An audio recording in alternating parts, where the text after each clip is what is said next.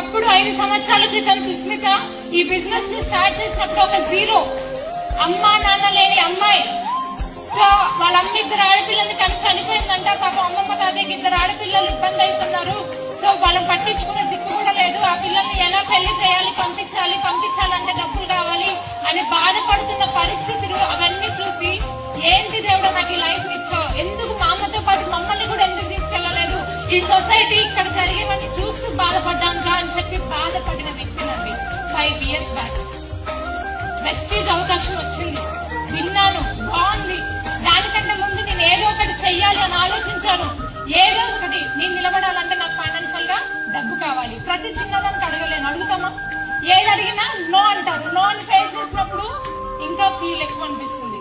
మరి ఆ టైంలో నాకు ఇష్టం లేకపోయినా కానిస్టేబుల్ కి ప్రిపేర్ అయ్యి ఆ జాబ్ కోసం 2 సంవత్సరాలు తినకుండా నా డిగ్రీ సైతం పక్కన పెట్టి, సో నేనేంటో ప్రూవ్ చేసుకోవాలి కానిస్టేబుల్ లో.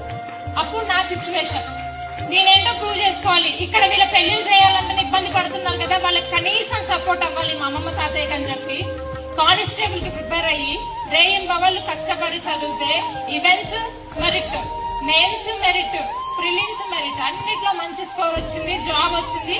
నాగేంద్ర సార్ వచ్చారు, జాబ్ ని తన్నేశాను, బిజినెస్ లోకి వచ్చాను.